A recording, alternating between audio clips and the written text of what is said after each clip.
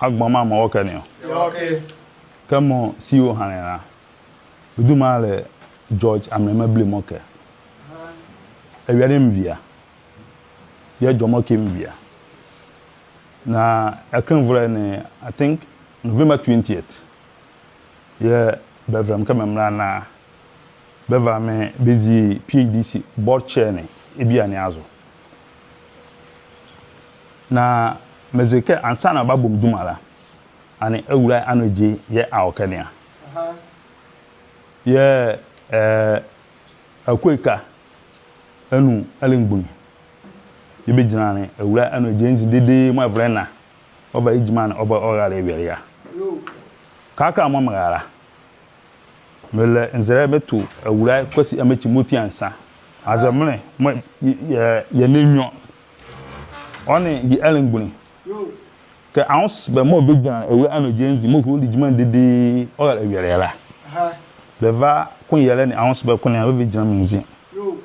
na bedanko memma PHDC eba dan kpara nzo eheda ona harazo ke ejima mole bara oba fe ejima ya oba fa ayindire ya na meka don ya se ejima ze besu azwa ngbavre ni mra mo benye ejima ya adwun be nwa ejima na bobo a emo ye do na na mo shede na mo sinke an be sinke an be fa ze be mane ka mo ejima bazura bengachi na na mo bengachi na na mo otache biara one of the FPSOs mujinye bi na mo be twen mulikutanra ane bekunde to bani nzuri kai kama za ya ayo Côte d'Ivoire ya no supplier and bekunde vegetables more tomatoes anwe cucumber lettuce cabbage ne kama ayo Côte d'Ivoire ya no supplier you don't talk about za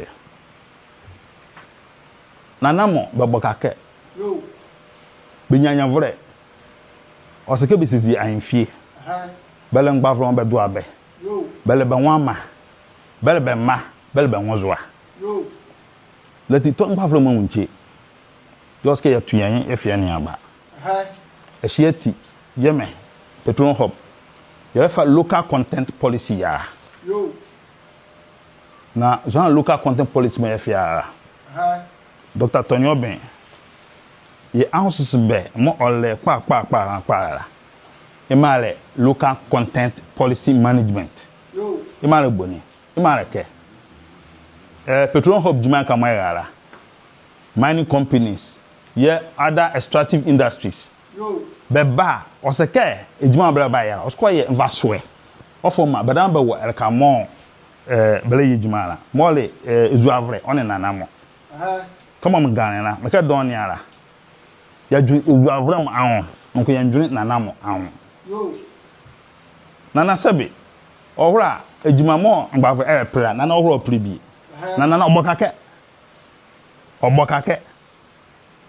leti vamdore siu enyo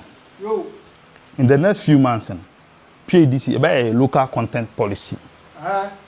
na because on juzura bama ye ya ewura kwesi amechi ni ngbe ma osu akun na ye die ba adwene ama ye lengbunimo ya nyibe ya mvi ejimedi kanu ala kan lengbunimo besisi be hye mekanka mi wi a almon bazira reke enya ye bojumani abora be hachi ye wo benzere no ama enugwase amma ngbanima mo ye nbele ejima onga ne hara beka kumbiara be bompa be hachi be na petrol hub doni bolen kunkumbia obwan wo bezu be hachi ke ejima aka ye ka eshi yoske ye fie bo ejimania imasi yo hara ye ya minister ye oyeke ye vai road map yera mole adren njisere mo ye fie ejima didi kopem tamo the first investor by abo ejimani abora CEO Hane, there's one particular investor also between September and December okunako invest $500 million with Jimania. Leti ovikaka nko September 2 months. Let us get and then there. Let kaka more last commission. Man over very important ara. Man tending yellow board meeting. Your board meeting and the minister kadranze. e mo se e wora bosi aka kponda o score kponda na compensation ne kakamo wo do kwanya kusutu mosquito na investors me yandre bala beba na mele bob e woke ke as long as mo me the board chair e bia na azora na na mo libi hwan ho mo da me Blay Mokey, I'm a man of my words. Yep, this is that.